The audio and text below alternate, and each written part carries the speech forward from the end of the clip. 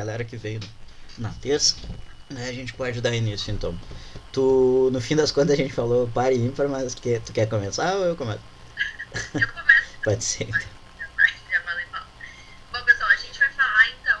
Falar não, na verdade, a nossa proposta hoje é resolver questões, né? Como o Enem tá aí nesse final de semana, a gente pensou que seria a melhor forma de vocês.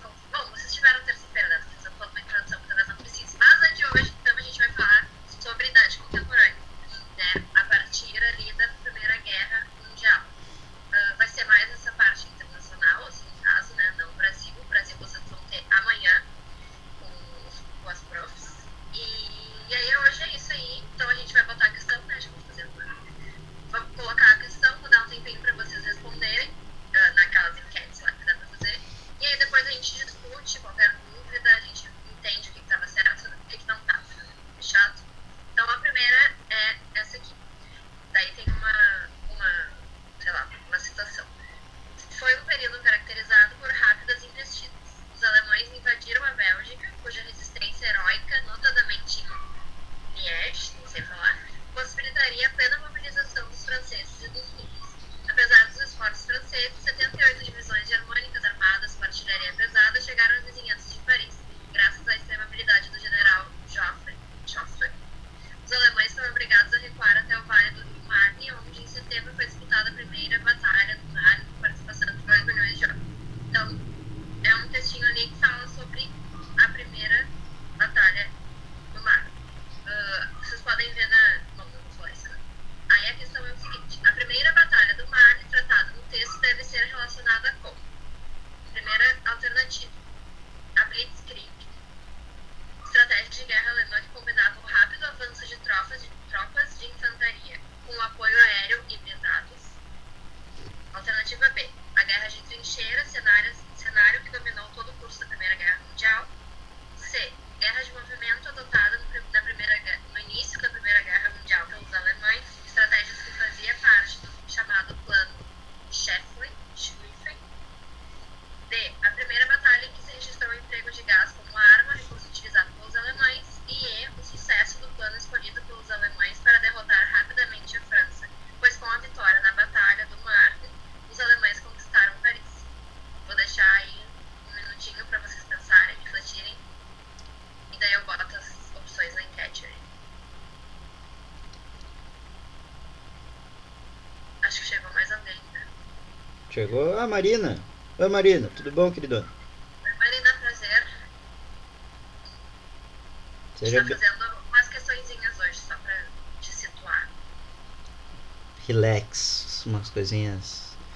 Ô gente, uma dúvida que eu tava é até as 7h50, né? Os períodos de hoje.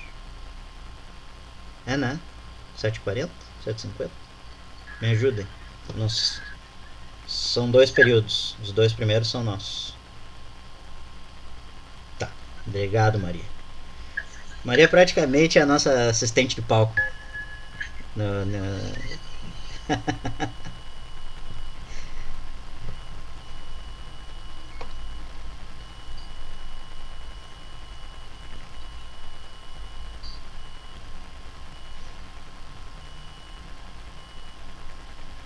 Vocês podem responder aí, ó. Temos 3 respostas. Até eu vou botar aqui, ó. Até eu vou responder. Vamos ver se eu vou acertar. Pior que agora eu me confundi a letra. Confundi a letra agora que eu vi a resposta errada. Me confundi as duas letras. Mas esses 3 aí tem precisam responder. Podem botar ali o que vocês tiverem sentido. Tá bem parelho por enquanto. Gente, percebam essa questão. Muito mais por uma questão. Não se apeguem tanto em nome de cidade no enunciado, não se apeguem tanto nos detalhes que ele está dizendo, tá? Tirem pela periodização. Vocês viram a aula de Primeira Guerra? Acho que quem deu fui eu, inclusive. Se liguem na periodização, como é que foi a movimentação durante os conflitos da Primeira Guerra Mundial. Vocês se lembram que tem períodos distintos. O que a gente está falando aqui? Investidas, de coisas sabe? Então, não, eu vou falar mais porque senão vai dar a resposta da função. Mas se liguem nisso para responder as questões. Não se apeguem tanto ao Rio Marne, nem eu sei quando é que foi a Batalha do Marne, entendeu? Não é isso que eles estão pedindo na questão. Eles querem que vocês saibam qual é o período que aconteceu dentro do conflito. Ó, então, tivemos respostas bem parelhas, né? Então eu vou começar falando só as que vocês marcaram, né? Então aqui, a gente pode descartar, porque esse negócio de Blitzkrieg, que eu não sei falar direito, é uma coisa que está associada à Segunda Guerra, né? É uma confusão normal, né, gente? Porque guerra, eu, por exemplo, não gosto. Então, tipo assim, tem essas confusões. Mas a Primeira Guerra vocês têm que ter na cabeça. Tem que ter na cabeça não, né? Mas assim, dá pra lembrar a partir da Guerra das Trincheiras e da Guerra de Movimento. E aí que tá a diferença aqui entre a B e a C. Então, a primeira, essa definição aqui é de Blitzkrieg, mas é relacionada à Segunda Guerra. A Berlim, a guerra... Ai, não consegui ler agora. A Guerra de Trincheiras, cenário que dominou todo o curso da Primeira Guerra. Na verdade, como o Lucas falou, a Primeira Guerra tem ali seus momentos. E no início, né, no início da Primeira Guerra, era praticado, né, a estratégia era a guerra de movimento. Então, por isso que a C está certa. Porque a guerra de movimento foi adotada no início da Primeira Guerra Mundial, e aí eu não consigo ler o resto, e fazia parte do chamado Plano Schleswig, que também vocês não precisam saber com detalhes, enfim. Mas aqui na questão, por exemplo, ele explica: foi um período caracterizado por rápidas investidas.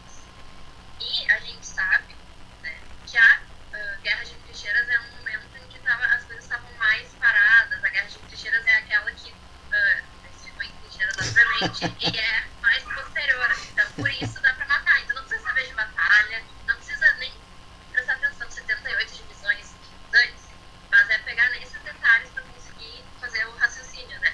E aqui já ajuda, né, que diz que é a Primeira Guerra, né, aqui no próprio, porque caso não soubesse, né, ali já tem explicação.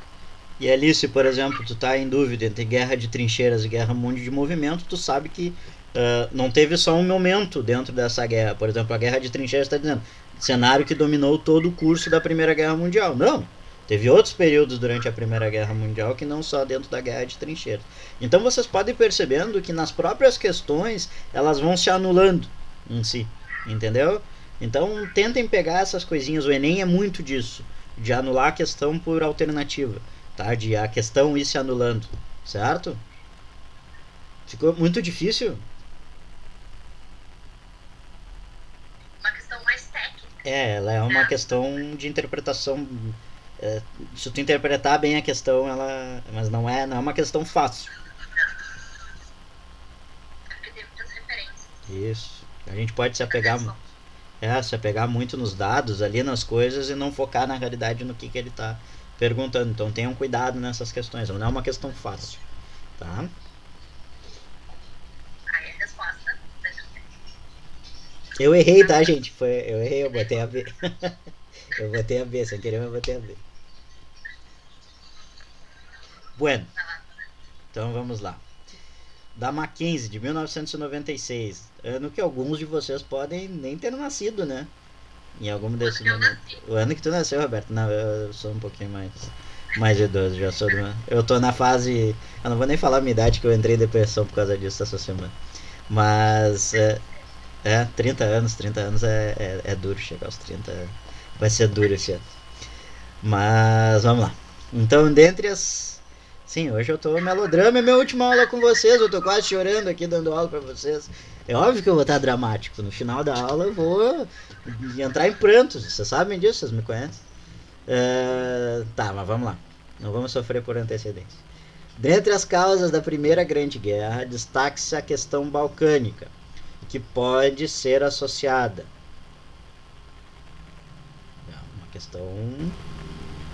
Uma questão pesadinha. Eu não vou falar ela antes para vocês, vou deixar vocês darem uma lida. Essa é uma questão bem complexa. Balcãs, o que é o Balcãs? Sempre quando vocês falarem Balcãs, se lembra da região balcânica? Não, mas não é isso. Se lembrem de Grécia, se lembra de toda aquela região, Iugoslávia, certo? Sérvia, ok? Isso é importante dentro dos processos, principalmente do nacionalismo que a gente tinha falado na Primeira Guerra Mundial.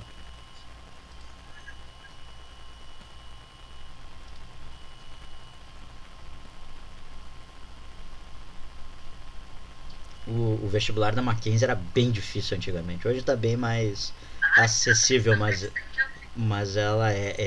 ele era um dos mais. Ele era mais difícil que os federais lá em São Paulo, inclusive. A Mackenzie sempre foi um vestibular. Mackenzie e uma que teve esse fim de semana. Até, não sei se é FUVEST. É FUVEST, né? Eu lembro que as questões de matemática da Isso, era horrível. Eram vestibulares que eram muito fortes. Assim. A prova do vestibular, não que a universidade sim, seja uma tão forte. já posso colocar a enquete. Ou ainda. Sim?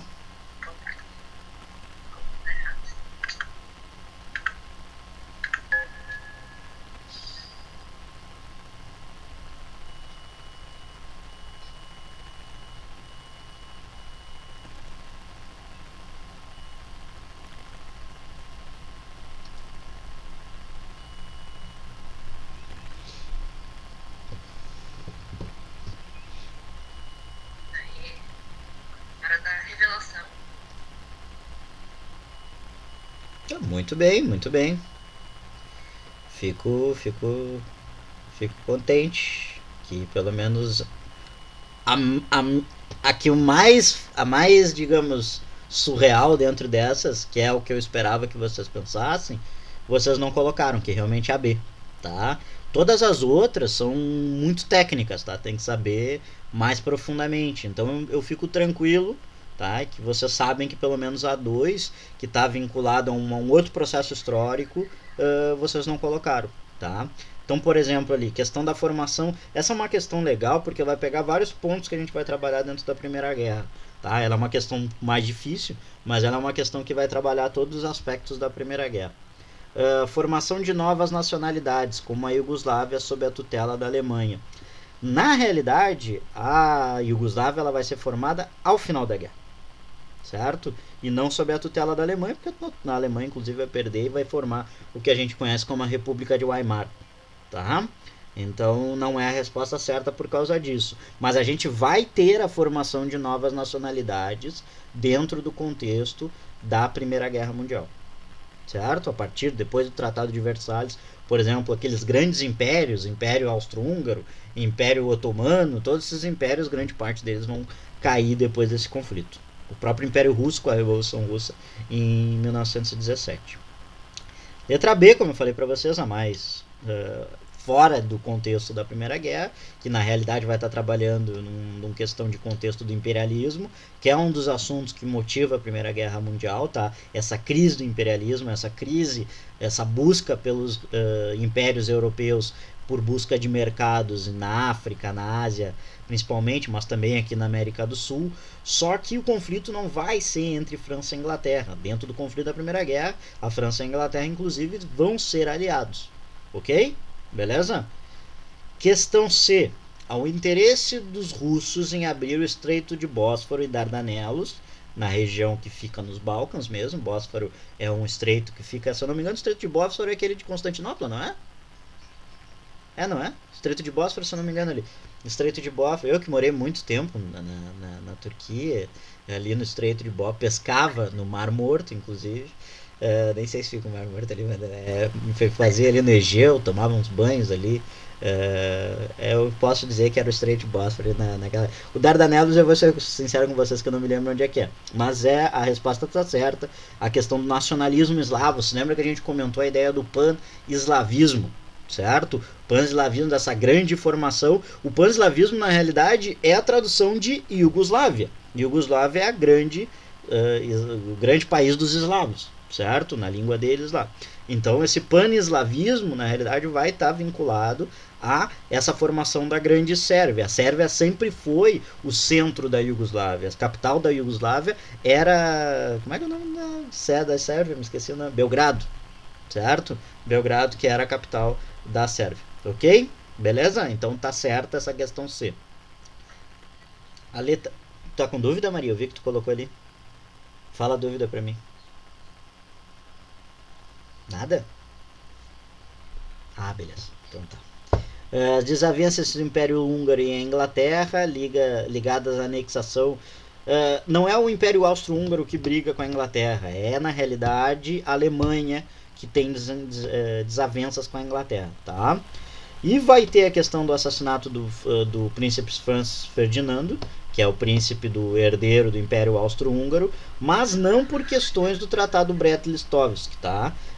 E nem pelo desmembramento da Áustria-Hungria. Isso só vai acontecer depois do final da Primeira Guerra Mundial. Então isso não foi motivo para a Primeira Guerra Mundial acontecer. Foi por causa da morte. O estopim é por causa da morte do Franz Ferdinando.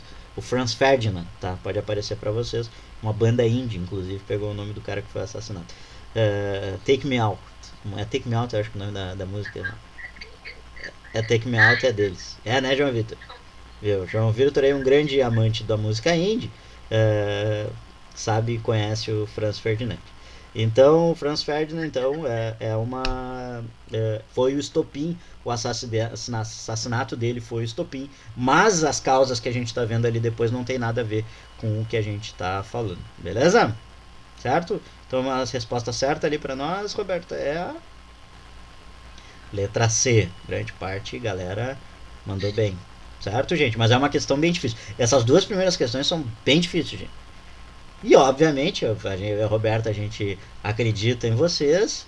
We believe in não, agora me perdi no meu inglês. Mas a gente acredita em vocês e a gente quer passar o mais difícil para vocês chegarem lá e na prova uma barbadinha, certo? Você não tá preparado tanto pro difícil que vai chegar. E vai virar barbadinha. Aí vocês fazem de boa, bem protegidos, tá? Com máscara, álcool em gel, certo? Então daí a gente continua. Essa aí eu botei, ficou muito. Não. Nem dá assim. Bom, é bonito. Ficou muito pequenininho. Deixa eu pensar o que é o melhor de ler, na real. Bom, eu vou ler um trechinho ali. Não, lê a parte, depois a galera, eles lê as alternativas. Ó. O que diz ali no trechinho? A Grande Guerra Mundial de 39 a 45 estava, meu Deus, umbilicamente ligada à Grande Guerra de 14 a 18. Esses dois conflitos constituíram nada mais, nada menos, no caso eu inventei, que a Guerra dos 30 anos da crise geral do século XX. A Grande Guerra de 14, ou a fase primeira e protogênica dessa crise geral, foi uma consequência da remobilização contemporânea dos ancients regimes da Europa. Embora perdendo terreno para as forças do capitalismo industrial, as forças da antiga ordem ainda estavam suficientemente dispostas e poderosas para resistir e retardar o curso da história, se necessário, recorrendo à violência. Após 18 e 19, as forças da permanência se recobraram o suficiente para agravar a crise geral da Europa, promover o fascismo e contribuir para a retomada da Guerra Total em 39. É um trechinho ali que ele mistura ali os fatos com umas questões mais assim, teóricas, assim, no sentido de uma coisa mais histórica, assim, de pensar o processo. E aí tem essas alternativas. Ancientes. Não, desculpa, Roberto. Não, ancientes regimes é antigo regime, tá, gente? Então, eu que sou um grande falador de francês, mas ancientes regime até dá pra gente pegar, é o antigo regime. Então se lembre, estruturas que se mantêm no antigo regime, ali como a Roberta falou, vai ter coisas relacionadas ao avanço do capitalismo industrial. Esse processo aqui que a gente está falando, a gente já viu, é o imperialismo, certo? Isso aqui é o imperialismo. Leiam, outra dica, que eu acho que até o Marcelo, na última vez que a gente estava fazendo um exercício com vocês, ele falou uma dica: leiam sempre as fontes, da onde que eles estão tirando isso. Na outra vocês viram, já deu a resposta que não podia ser Blitzkrieg porque não está falando de Primeira Guerra. Então leiam, tá? Leiam as fontes, é importante. E dá uma boa ajuda. Sim, sim.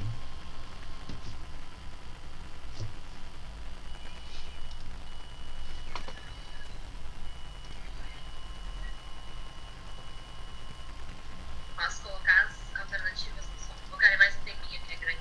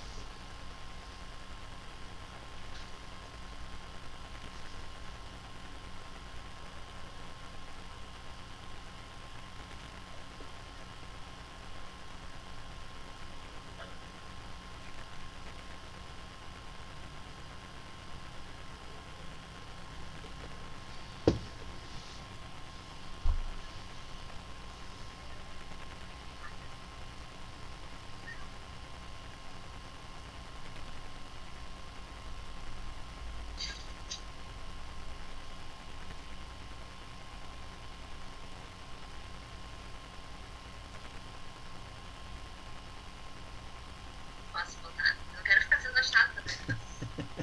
A gente tem que ser, na real, esse é um dos nossos papéis, ser o chato. Infelizmente.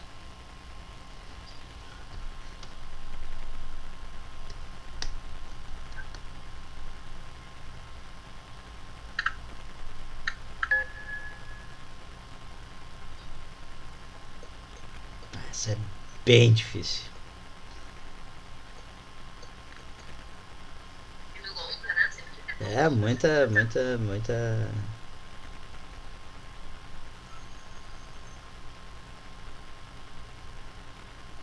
Longa no período e longa na própria questão, porque ela pega as duas. Elas pegam as duas guerras, né? Guerras. Mas é uma coisa interessante que eu tinha comentado com vocês, essa questão do da gente ver as duas guerras como um único período só, né? Vai ter dois momentos de conflito e tal.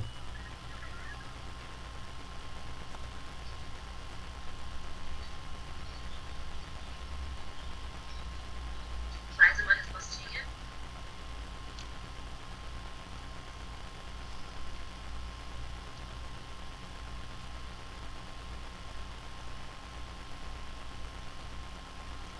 Só falta alguém. Aí, resultados publicados. Bom, então, vamos ver aqui.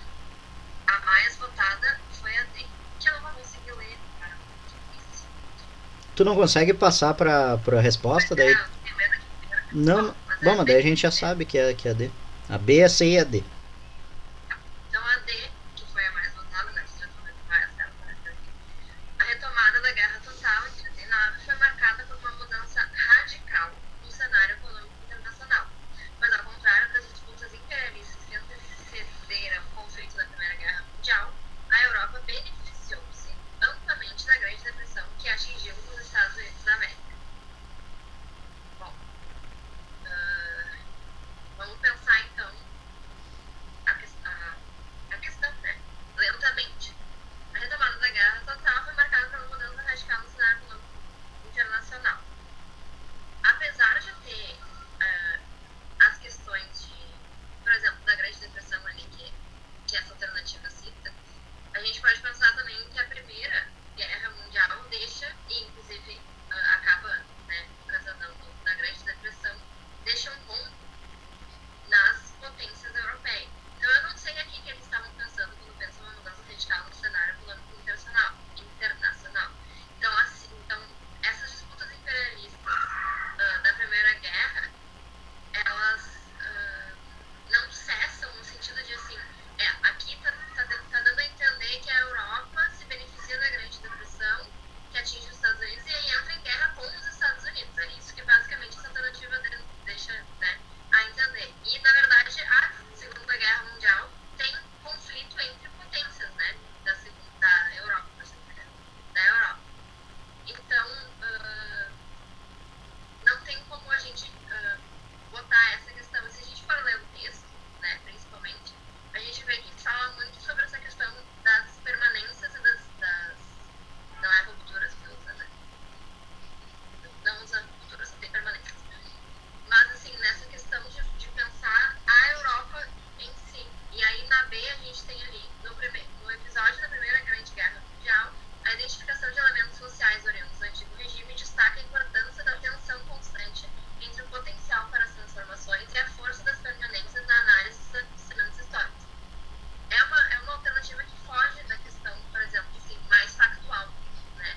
Tipo, ela traz ali uma reflexão histórica sobre o período, sobre a história em si, mas acaba que é a certa. E se a gente for pensar em que o texto, né? Porque é com base no texto os conhecimentos do período, mas o que o texto mais traz pra gente é essa questão, né? Essa parte mais de enxergar essa Continuidade, podemos dizer assim. continuidade, exato, entre um e o outro. Então não é assim, a Europa beneficiou-se amplamente, e aí a Europa, né, como se fosse a Europa contra alguma coisa, sendo que era dentro da própria Europa tinha diversas forças que conflitavam, inclusive na Segunda Guerra Mundial. E até, E até porque, gente, ali na Grande Depressão, a Europa não se beneficiou de nada. A Europa sofreu horrivelmente, tanto que o nazifascismo ele só acontece na Europa em grande parte pelo processo da crise econômica do liberalismo, certo? Então, a Europa não se beneficiou com nada com a Grande Depressão. Foi um motivo de acirrar a crise que já era gigantesca após a Primeira Guerra. Então, por aí também a gente pode eliminar essa questão, certo? Porque até Desculpa, depois acho que tem uma questão sobre a Grande Depressão, né? como é que é? Mas é um todo. Acho que foi depois, né? Mas eu acho que é isso, assim, é uma questão de enxergar, não assim, tipo, acontece nos Estados Unidos Uhum. e eles ficam restrito, né? Mas é uma crise geral do sistema, né? Capitalista. Então seguimos. Tinha Nossa. mais alguma? Ah, C eu acho que eles tinham colocado também. É. As organizações de militantes fascistas e nazistas surgidos no contexto dos anos entre guerras tinham por base uma concepção aristocrática de mundo, herdada no caracterizando assim mais como forças da antiga ordem do que como resultado da modernidade capitalista.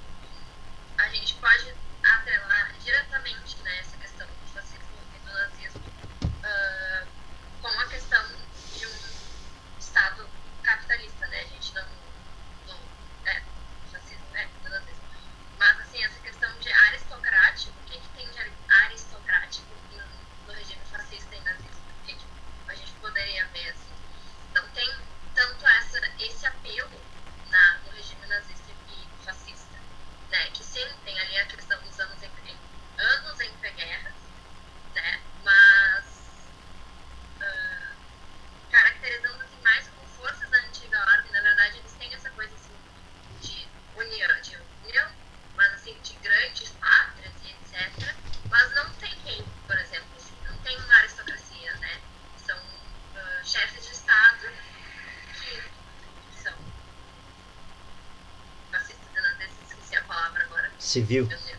São civil. São civis, né? Não tem essa ordem necessariamente, né? Então, Que, essa também não tá correta.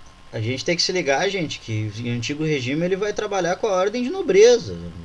Hitler não tinha nada, era um chinelo qualquer do austríaco lá, ele lutou na Primeira Guerra como soldado, ele não tem nada, não tem nenhum vínculo com o antigo regime. Na realidade, o nazismo e o fascismo surgem nesse momento.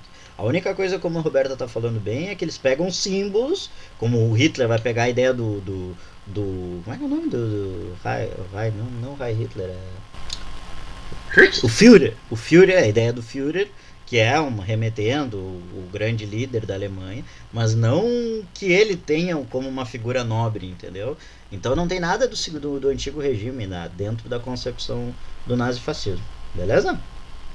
É uma questão fácil? Nem um pouco. Nem um pouco. Mas é uma questão interessante pra gente ver como pode aparecer em alguns momentos. Mas acho que das três é uma questão de bastante de interpretação que pode aparecer. Isso aí é mais. Essa aqui é mais DD, né? Essa aqui é mais barbadinha, delicinha, mais tranquila, para aliviar vocês, mais direitinha, mais conteudista. Tá? Do Enem de 2009, tá? Época que eu fiz o Enem, inclusive. Época que eu passei, né? Acho que é a época que eu passei na faculdade. Eu sou de da Barra 10, então é a época que eu fiz o Enem e passei na faculdade. Mas eu não me lembro dessa questão. Muita coisa aconteceu desde lá. Muita coisa aconteceu desde lá. Mas vamos lá então. Enem 2009, certo? A primeira metade do século XX foi marcada por conflitos e processos que a inscreveram como um dos mais violentos períodos da história humana. E certamente um dos mais violentos períodos da história humana. Entre os principais fatores que estiveram na origem dos conflitos ocorridos durante a primeira metade do século XX estão. E aí tem as alternativas ali para vocês. Vamos ver o que vocês pensam dentro desses contextos. Vamos pensando um por um, né? Pensando um por um. Não, esse não é, então já descarta. Tem alguns dentro das alternativas que vão estar certo. Realmente vão estar certo. Mas daí, se vocês pegam os três, aí não vai estar certo. certo? Por isso que é uma questão que busca É 3. boa porque ela dá 3 chances de acertar. Isso. Eu adoro essas questãozinhas que vão com várias oportunidades assim pra te ir cortando elas na. Eu Gurizada, gostava de riscão em cima, mas eu não sei se aconselho, porque depois não consegue enxergar. vestibular é malandragem também, gurizada. Vocês têm que estar ligado, tem que estar esperto. Vestibular, Enem é malandragem também. Vocês Ah, têm e que. prestem bem atenção ali onde diz, ó, que é durante a primeira metade do século XX, né? Então, ali, o que é o século XX? 1900. Primeira metade, 50 primeiros anos. Isso aí. Aí tu já tira metade das alternativas. Vocês podem botar um okzinho ali no chat, quando vocês tiverem já pensado ali e assim resolvido, pra não ficar chato perguntando. Ah, que chato, que chato. Tá? Muito chato. Ah, que Ó, mal. tá vendo? Esse ok é um ok, né? Não, tá, brincadeira. Vou botar aqui.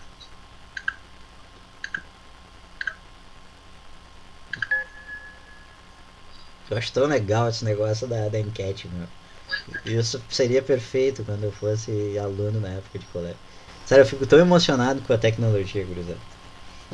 O mundo é doido. Eu vou até colocar a minha alternativa aqui. Essa falta tudo. Tá? Ó, muito bem, povinho. Muito bem, é a questão A mesmo, a crise do colonialismo, que a gente vai ter, principalmente com a crise do colonialismo, o neocolonialismo, na realidade, que a gente pode traduzir como imperialismo, é a mesma coisa, é o mesmo processo, tá?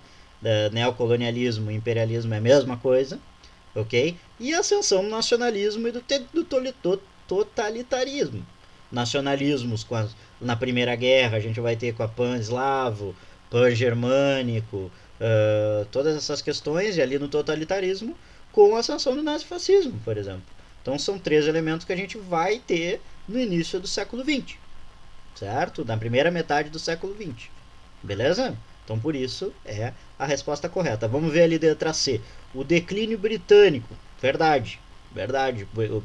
O Império Britânico entra em declínio a partir do século da primeira metade do século XX. Tá certo? Tá correto.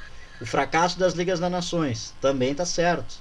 É motivo do primeiro do século XX. O problema é a terceira, né? Revolução Cubana, 1959. Então não entra dentro do contexto da primeira metade do século XX. Letra D. Corrida armamentista. Corrida armamentista. Ah, não, corrida armamentista tá certo. Corrida armamentista tá certo, perdão.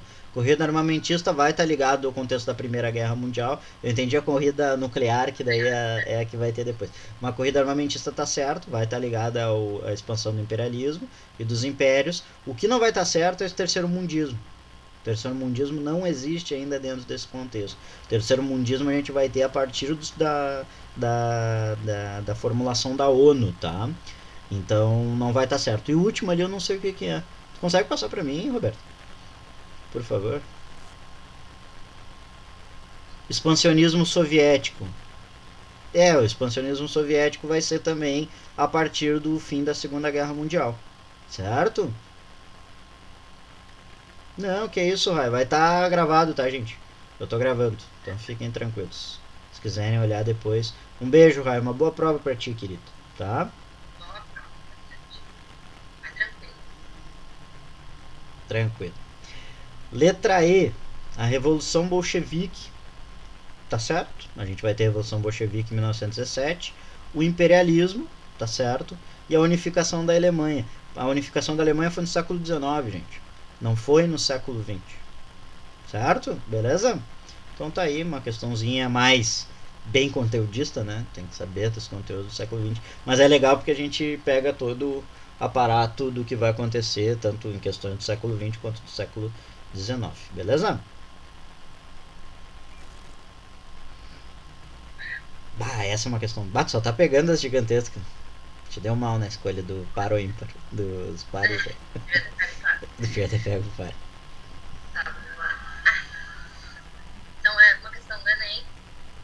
Não sei de qual ordem, mas vamos lá. Texto 1.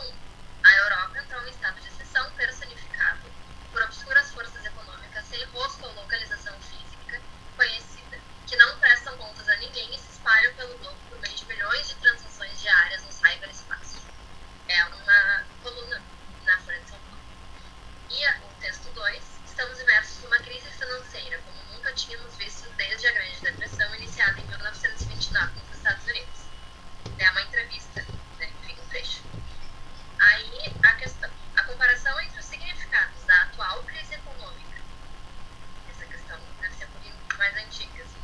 Em E do crash 2008, acho que pode ser de 2008 ali daqui. 2009, É, 2009, 2010 por ali.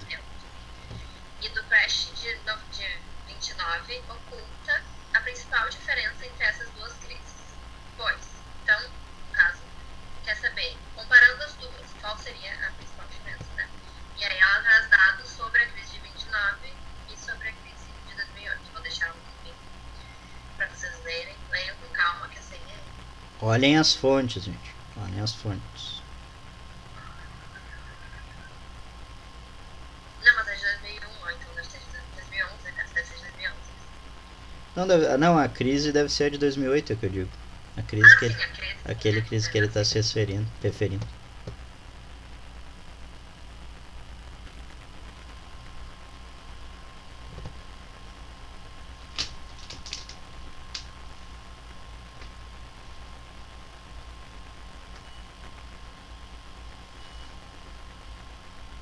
Jeito que é.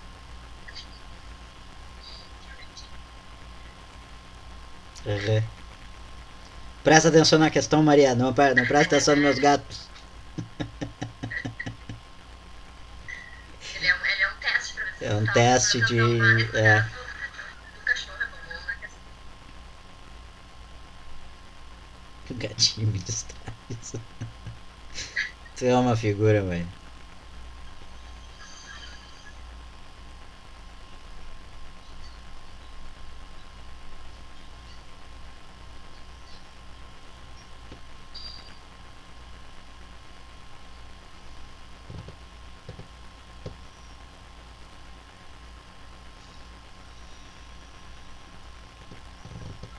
Posso botar só? Comecei. Tá. Mandem um okzinho. Acho que esse é o melhor sistema. Tu propôs, Tinha que ter uma outra forma. tu propôs o sistema e burlou o sistema.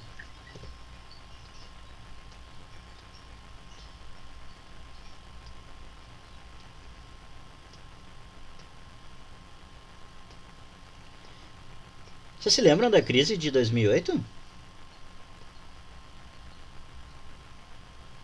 Acho que vocês talvez eram muito novinhos. Nem eu me acho mal. Nessa época. Tinha 12 anos. Eu tava me formando. Bah, era doido, gurizada. Era doido. Não me tinha me ligado nessa questão, né, de vocês. Eu fui eu que botei essa questão e não me liguei nisso. Mas essa é uma questão interessante pra... Foi a crise de 2008... Eu vou dar a resposta se eu falar. Ah, vou botar aí.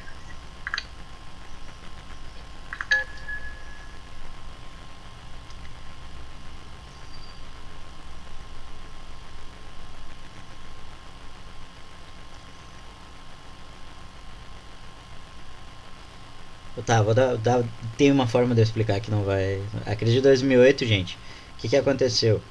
O governo... Por toda que você tá pensando uma forma. Isso, fiquei pensando. Porque eu me senti culpado agora de ter colocado a questão e não tinha me ligado nessa coisa. Porque a questão é boa pelo lado de 1929, mas ela não tinha me ligado, né? Se vocês vão se ligar no atual. Mas a crise de 2008 ela está vinculada principalmente com a questão de o governo deu muita possibilidade, o governo norte-americano, para as pessoas adquirirem produtos, sobretudo imóveis. Foi uma crise imobiliária então muito grande, venda de hipoteca, essas coisas. A galera não tinha grana e acabava comprando, por exemplo, casas, carros.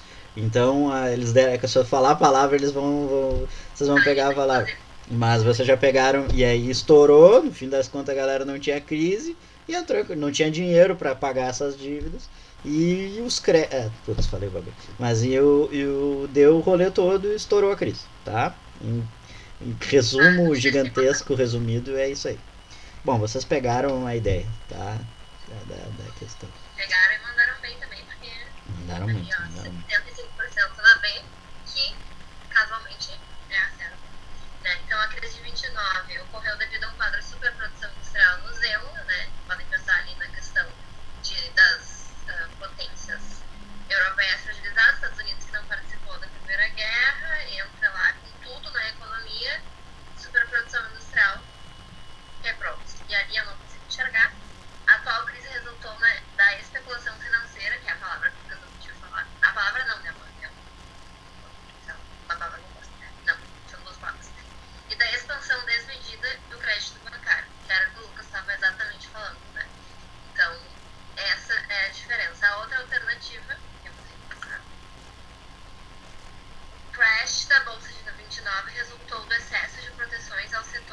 executivo estadunidense e a atual crise tem origem na internacionalização das empresas e no avanço da política de livre mercado.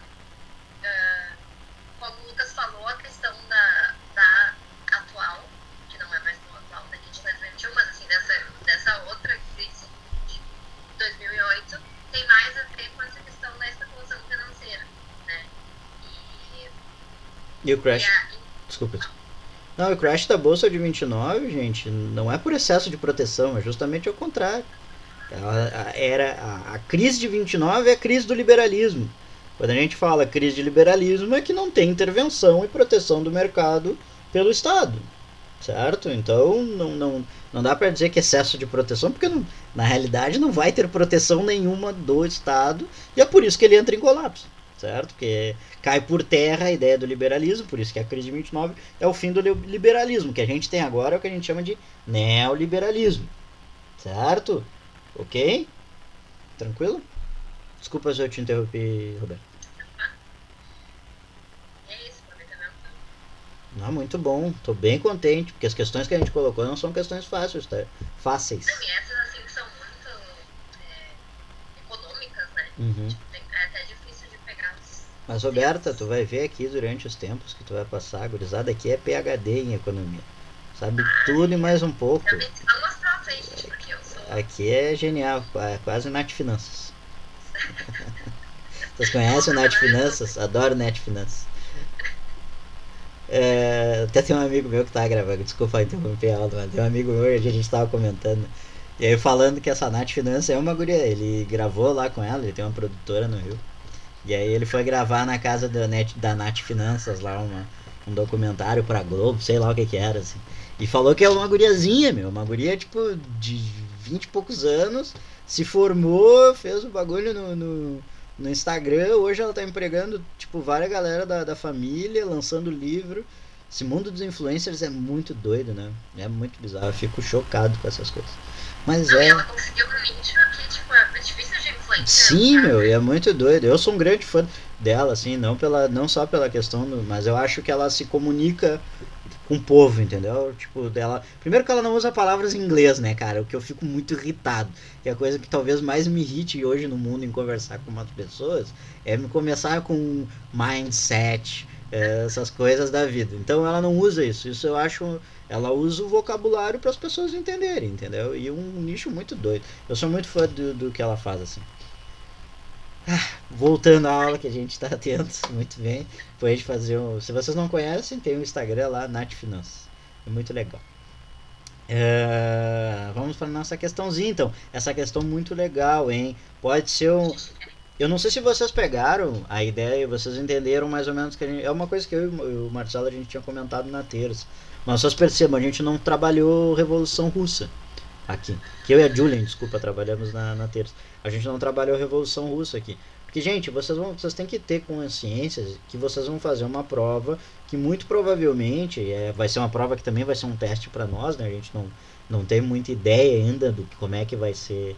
Mas a gente acredita que vai ser uma prova com um ideário conservador, certo? Então, por exemplo, questões voltadas mais progressistas, inclusive com questões sobre socialismo, sobre questões de direitos humanos, por exemplo. Tudo isso eu acredito que vai ser muito mais complicado de aparecer na prova durante esse ano. Ditadura, civil militar, como não apareceu ano passado, né? Então, essa questão aqui é uma questão que pode cair, porque justamente está falando sobre uma guerra que vai envolver diferentes, como é que a gente chama? Diferentes atores políticos e econômicos, tá? A falange pelos fascistas e principalmente agora não me lembro como é que os aliados, não me lembro como é que eles chamam juntos, todos juntos, mas a outra frente que é o anarquista, socialista, comunista, que vai estar progressistas, sociais-democratas, que vão estar lutando pela questão democrática, certo? Dentro do que a gente conhece como a Guerra Civil Espanhola, tá? Bom, da UPE, que eu não faço ideia onde é que fica, Universidade de Pernambuco, talvez. Leia atentamente o trecho que se segue, extraído do livro Memórias de Cineasta, do espanhol Luís Buñuel. Luís Buñuel é um grande cineasta surrealista. Tá? Se vocês verem o filme, inclusive Meia-Noite em Paris, o Buñuel é um dos personagens que está no Meia-Noite em Paris, junto com o Salvador Dalí, que tem uma cena muito engraçada, inclusive, no Mas lá, em julho de 1936, Franco desembarcava à frente de tropas marroquinas, com a intenção inabalável de acabar com a República, de restabelecer a ordem na Espanha. Minha mulher e meu filho acabavam de retornar a Paris, fazia um mês. Eu estava sozinho em Madrid. Em uma manhã, bem cedo, foi acordado por uma explosão, seguida de várias outras. Um avião republicano bombardeava o quartel de La Montaña e ouvi também alguns disparos de canhão. Eu mal podia crer. A revolução violenta que sentíamos germinar havia alguns anos, e pessoalmente eu tanto almejara, passava sob a minha janela, diante dos meus olhos. Ela me encontrava desorientada, descrente. Luiz Buñuel, meu último suspiro ali em 2009. Baseando-se no texto acima e no fato histórico por ele mencionado, analise as afirmações seguintes, tá? Daí aquelas questões bem que tu vai pegando, essas também são boas para tu ir eliminando, tá? Então sejam malandros e verifique, ali tem as alternativas para vocês colocar. Vocês querem que eu leia ou não preciso?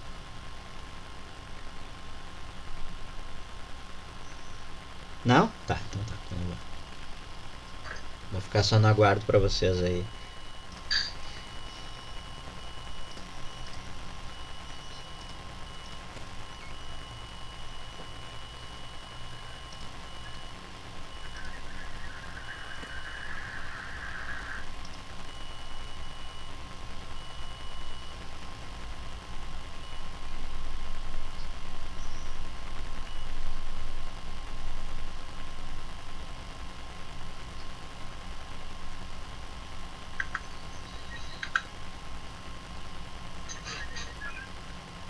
Tu fez a cadeira com o Padrós? Fiz uma Que era de Espanha, né? Que era Península Ibérica, aquela? Não era? fiz uma que era exílios e migrações forçadas. Bah, Uma coisa assim, eu vou dizer. essa eu não me lembro. Não, Ele trabalhava bastante. sim, ele amava o Guerra Civil Espanhola. Bom, ele fez um curso, eu participei do curso, né? Não da cadeira. Do curso com vários filmes e coisa e tal que ele passou. Muito massa. Muito massa. O Padrós é um figuraça.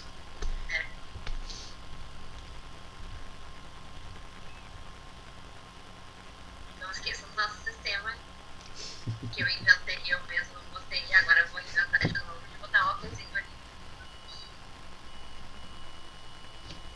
Pra poder botar a enquete.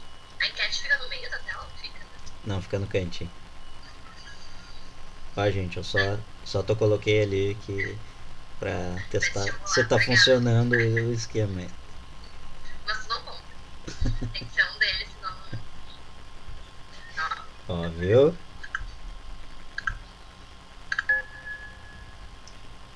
Ah, isso aí vai dar de boa, não vai pegar o. Mas é. Adianta.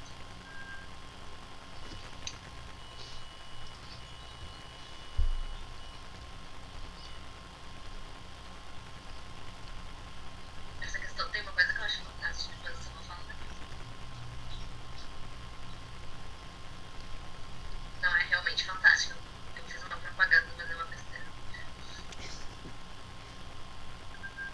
Vamos lá, ainda dá um tempinho.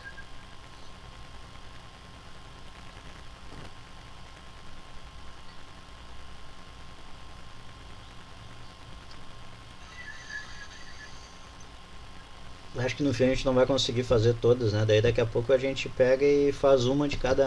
Porque tem umas duas ou três de cada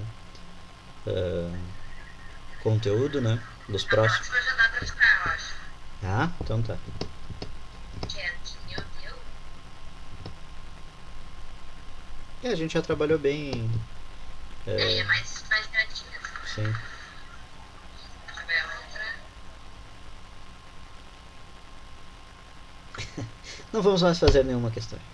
Não quero mais essa questão também. Tá bom. Publicar os resultados.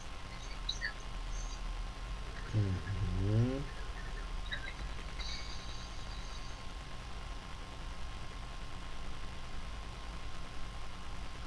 Muito bom. Ah, sou eu que faço, né? Desculpa. Bueno, gente. Bom, vamos ler as alternativas ali, daí a gente vê certinho. Tá? Porque praticamente nas duas questões foi todo, só não foi a 3, né? Madrid foi um dos palcos da Guerra Civil Espanhola, 1936 e 1939. Correto. Não só Madrid, mas várias cidades da Espanha, Barcelona e várias outras. Que dividiu a Espanha entre radicais conservadores de direitas, correto, ou também conhecido como a Falange, e republicanos de esquerda, correto, principalmente pelos anarquistas, socialistas, sociais-democratas, não numa unidade em si, tá? Aqui, se eles quisessem ser um pouquinho mais detalhistas, não seria essa divisão inteiramente assim. Eram várias, na realidade, vários. Cada cidade tinha uma organização um pouco diferente, podemos dizer assim. Principalmente na esquerda, a gente pode dizer. Mas tá certo, então, a alternativa 1. Tá? Se tá certa a alternativa 1, então a gente já tem a B e a E, que tem que dar certo, porque a 1 tá certa. Letra 2. O general Franco tinha apoio interno da igreja, do exército e dos latifundiários. Correto. Contando ainda com apoio internacional da Alemanha hitlerista. Correto.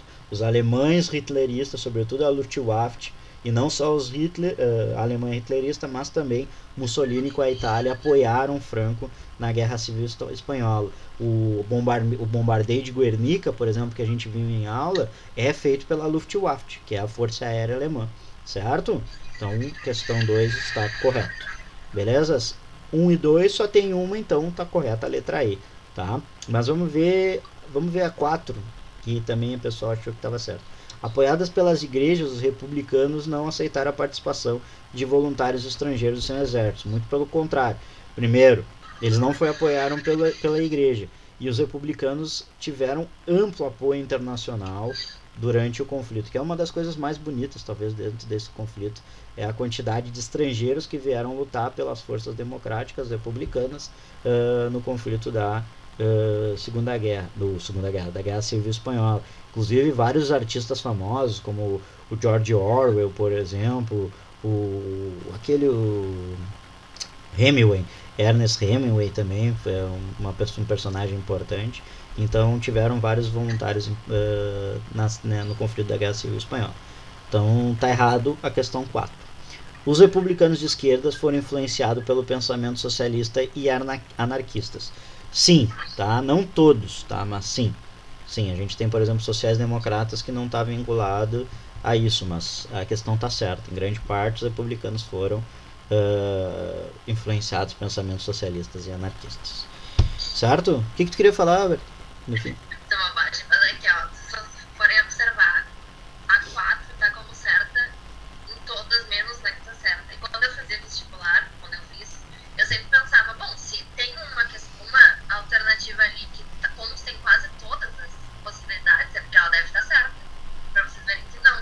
Às vezes, a única que não tinha a afirmação 4 como certa é a que estava certa, né? Então, não se baseiem muito em quem faz a prova, porque eles fazem mesmo pra confundir.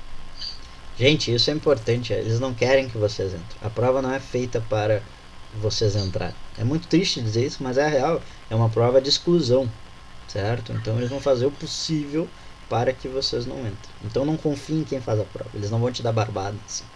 Certo? Falei pra vocês, malandragem. Essa a gente passa.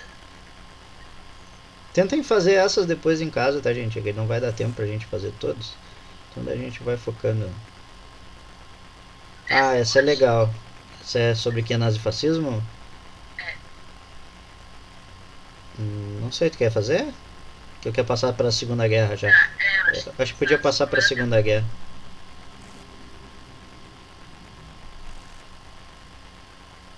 Essa é mais chata. Aí não olhem a resposta. Bom que eu tapei com a mão. Qual? Bom, a gente faz duas. Ah, essa é legal. Essa é legal. Vamos fazer a anterior, que é a chata. E a outra. Daí acho que daí a gente faz uma de Guerra Fria. Pode ser. Vai dar tempo. Tá, essa aqui diz assim: a ocupação da Polônia marca o início da Segunda Guerra Mundial. A tentativa de manter a paz a qualquer custo, como foi feito em Munique, se revelou impossível. Hitler não se dava por satisfeito com a reconquista do espaço vital, queria mais e mais. Sobre a Segunda Guerra, é correto afirmar.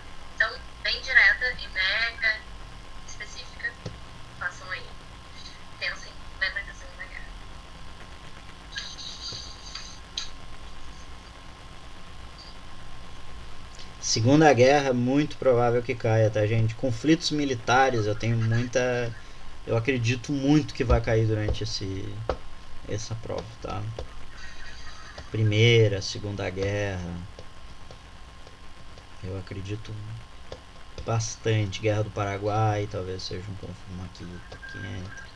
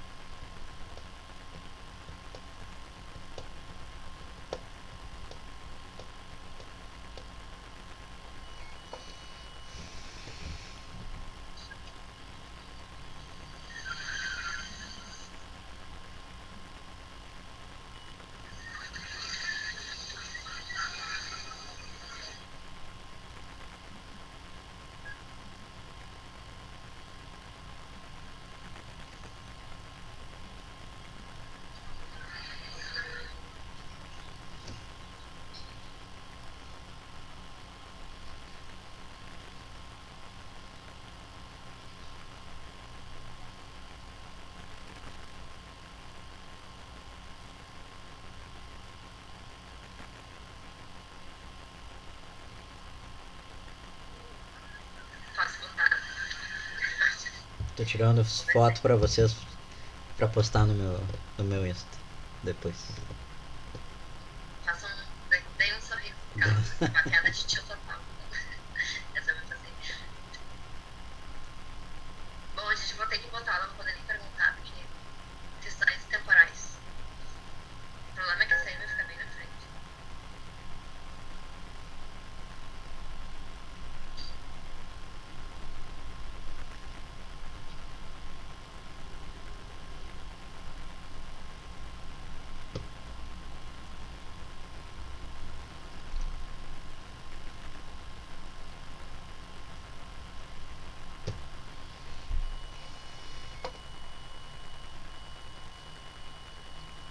Ah, eu falei que era chata e o geral tá acertando comigo. Eu sou como guerras. Aquela. Sou da paz, mas também acho chato guerra. Isso. Paz e amor. Que eu faça, Mas acho chato, né? Não faça. faça amor, não faça guerra. Eu acho chato estudar mesmo. Ah, pior que é um conteúdo que eu não sou muito chegado à Segunda Guerra, Primeira e Segunda Guerra Mundial. Quando eu era jovem, assim, adolescente, eu achava o máximo. Mas aí agora, Eu acho que depois que tu entra na faculdade de História, esses assuntos que é meio padrãozinho, tipo História Roma também, é um que eu acho muito chato. é, Tu fica meio... não gosta mais. vamos publicar. Foi. 3 respostas D, uma D. E tá certa. Diz, a partir da declaração de guerra, feita por Inglaterra e França contra a Alemanha, outros países foram entrando no conflito de ambos os lados. A cada novo beligerante, a relação de forças se alterava, e a guerra entrava em uma nova fase. Inicialmente, uma guerra europeia estendeu-se paulatinamente à Ásia e à África. Essa é a resposta certa.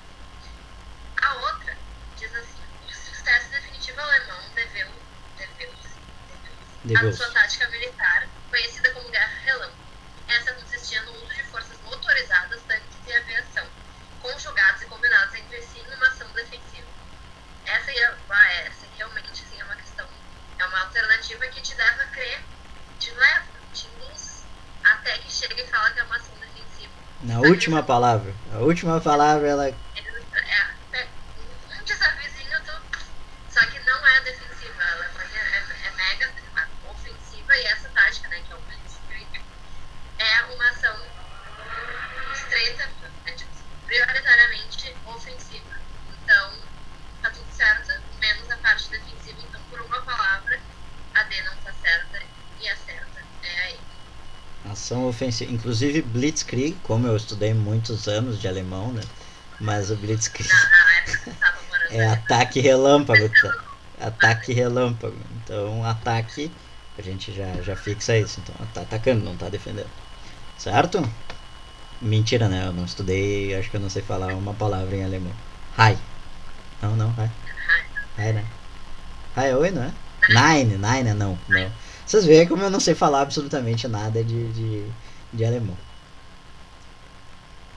Vai, né? Eu acho que nós devíamos já passar pra uma de direto de. Porque não vai dar tempo. Olha, nem conheço essa coisa. Essa aí. Essa é mais simples, né? É mais simples. Quer dar uma barbada pra eles? Tu acha que eles merecem?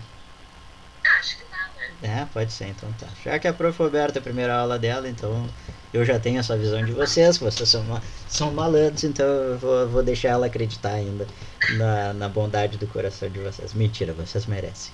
Tá, gente? Então da UERN, que essa é assim, eu não faço a ideia. Acho que deve ser Rio Grande do Norte. É, Universidade Estadual do Rio Grande do Norte de 2015. A eclosão da guerra entre os blocos era improvável, mas a paz era impossível. Sintetizava o cientista político francês Raymond Aron. A paz era impossível porque não havia maneira de conciliar os interesses em disputa. Um sistema só poderia sobreviver à custa da destruição total do outro. E a guerra era improvável porque os dois blocos tinham acumulado tamanho poder de destruição que, se acontecesse um conflito generalizado, seria com certeza o último. Tá? De acordo com o texto da Guerra Fria descritos anteriormente, analisa as afirmativas.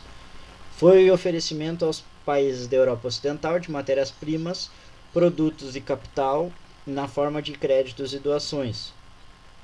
Um verdadeiro programa de ajuda econômica militar dos EUAs aos países destruídos pela guerra.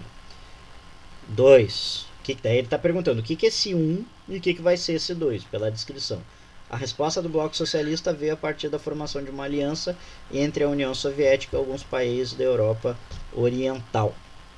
Certo? E aí vocês têm que colocar o que é um e o que é o outro, tá? Bem mais tranquila, né? Bem de boa de fazer isso aí. Essa dá até pra botar, né, eu acho. Essa dá pra botar a coisinha. Acho que dá, porque eu não pego em cima, né? Então o que ela tá perguntando? O que é o de cima ali, que tá vinculado a um bloco, que você sabe qual é, e o outro que está vinculado a um outro bloco. E aí o que é o cada um dessas alternativas. Bem simples, tá? Uma questão inclusive que tem 4 alternativas. Então, e até porque várias das outras alternativas é bem surreal, assim, então fica bem mais simples da gente fazer. Me digam quando vocês terminarem.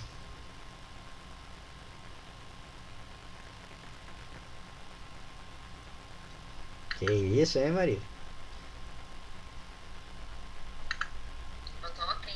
Voltou, ok. Sucesso, né? Sucesso, pô, velho. Bom, mas sem nem fazer nem o que falar, né? Já dá pra passar pra próxima. Porque falta só uma pessoa. Então eu vou esperar um pouquinho. Isso.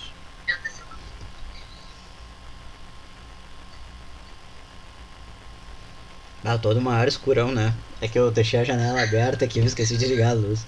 Eu tô com preguiça de me levantar ali pra ir ligar a luz. Agora. E agora já tá no fim.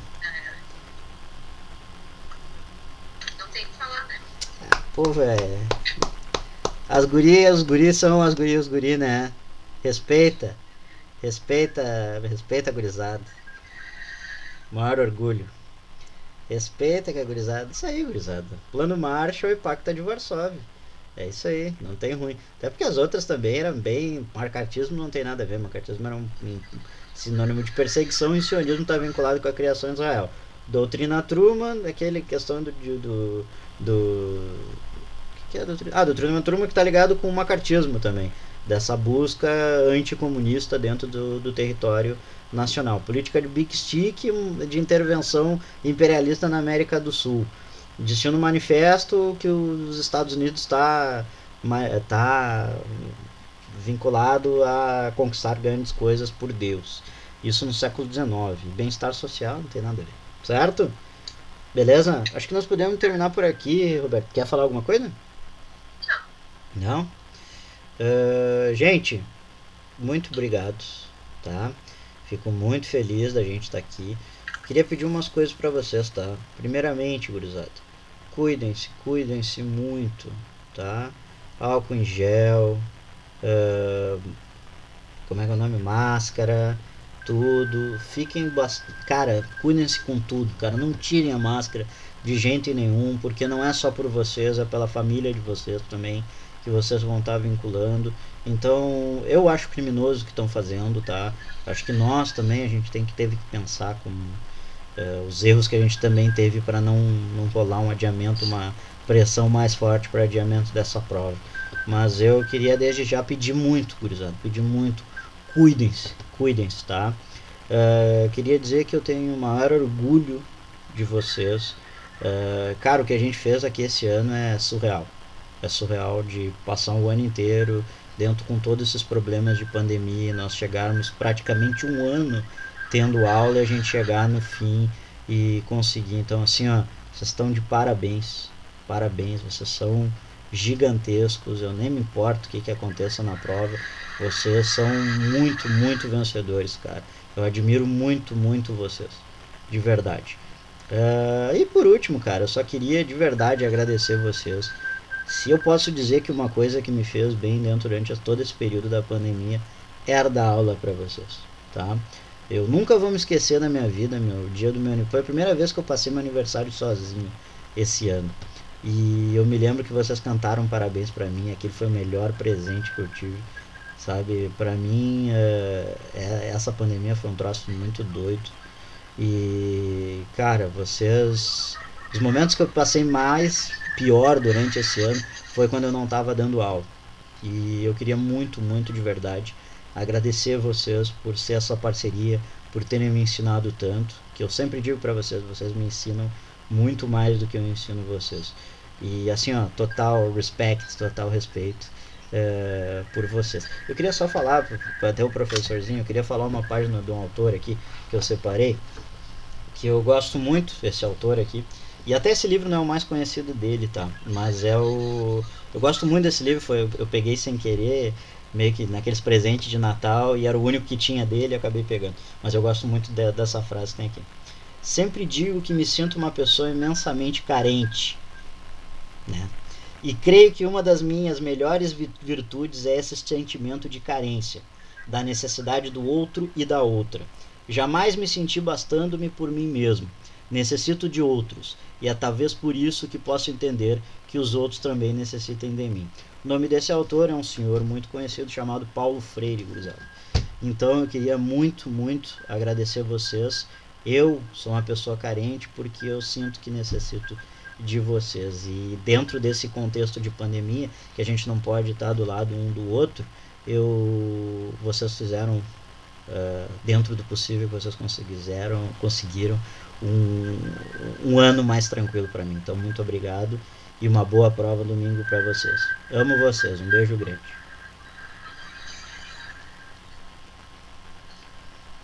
E vamos fechar essa janela porque eu vou chorar daqui a pouco. Cuidem-se muito, vocês são muito inteligentes, vocês têm total capacidade e vamos ocupar essas universidades que é direito de vocês. E voltamos para a revisão aí com a nossa prof. Roberta aí tomando a ponta junto com a gente, certo, gente? Beleza? Isso aí, gente, não vivi o ano com vocês, tô entrando agora, mas ainda tem um tempinho aí pra gente compartilhar esse espaço virtual. E quem sabe, né, no ano que vem, espero que vocês tenham sucesso no que vocês pretenderem fazer esse ano, seja lá com prova, seja sem prova, mas vão com a cabeça tranquila, se cuidando, sempre alertas para essa questão da contaminação. Mas vão tranquilos que só em uma aula aí já vi que vocês são muito, muito capazes mesmo. Não tenho que pensar assim, ser isso e ir para a prova com isso na cabeça, com a condição que vocês têm e com a certeza de que vocês devem estar ali, que é o lugar de vocês sim estar prestando essa prova. Talvez não fosse o melhor momento, mas que é isso aí. Vamos lá e qualquer coisa a gente está aqui também, né? Isso aí. Foi um prazer conhecer vocês por pouco tempo, né? Mas é isso aí. Ainda vão ter bastante tempo para se conhecer. E, gente, nunca se esqueçam, é só uma prova. Vocês são muito maiores que o Enem, certo? Beleza? Um beijo para vocês. Vão lá para outra aula, senão o professor vai matar a gente. Beijo, boa prova. Um beijo. Boa noite, descansem. Cuide-se.